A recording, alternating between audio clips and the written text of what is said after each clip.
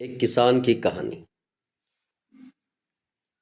किसान, जिसे हम अन्नदाता भी कहते हैं, जो पूरी सृष्टि का पेट भरता है, लेकिन अपने आर्थिक युग में जीवन निर्वाह करने के लिए वो भागम भाग की आपाधापी से थक करके फिर लौटता है मेहनत की ओर। एक ऐसे ही किसान की कहानी आप लोगों के सामने है।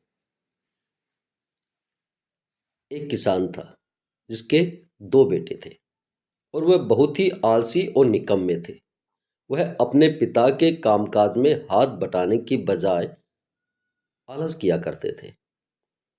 इधर उधर घूमते फिरते थे। किसान को अपने बेटों की बहुत फिक्र थी। वो सोचते था कि मेरे मरने के बाद इनका क्या होगा, यह अपना पेट कैसे भरेंगे, अपने परिवार को कैसे संभाल पाएंगे। एक दिन किसान की हालत बहुत ही गंभीर थी। कहने का मतलब यह है कि किसान मरने की हालत में था। तभी किसान ने अपने बेटों को बुला करके उनसे कहा, हमारे खेत में एक खजाना गड़ा हुआ है, लेकिन वह किस जगह है उसकी जानकारी मुझे नहीं है, लेकिन खोदने के बाद तुम्हें वो खजाना मिल जाएगा। इतना कहकर किसान भगवान को प्यारे हो गए। खजाने की खबर सुनकर दोनों बेटों ने मन ही मन में लालच आ गया और वे दोनों खेत पर चले गए। खेत को खोदने लगे। खजाने के लालच में कुछ ही दिनों में पूरे खेत को खोदने के बाद वह घर जाकर के बैठ गए और वह अपने पिता को कोसने लगे।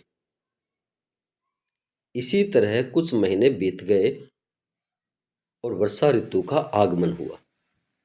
किसान के बेटों के पास पेट भरने के लिए सिर्फ एक ही जरिया था और वह थी खेती।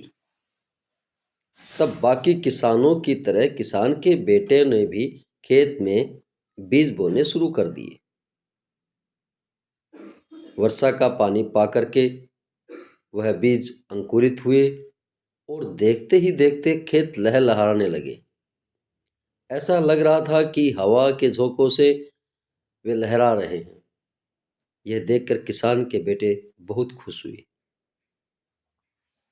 उनको समझ में भी आ गया था कि परिश्रम ही सच्चा धन है और उसी तरह से अपने पिता के शब्दों का मोल वे समझ गए। अपने कामकाज में लग गए। मेहनत का फल मीठा होता है। इस कहानी से हमें यही सीख मिलती है कि मेहनत का फल मीठा होता है और परिश्रम का कोई भी विकल्प नहीं होता। भाग्य के भरोसे बैठने से नहीं, मेहनत करने से भाग्य खिल उठता है, जैसे फसल पक जाती है।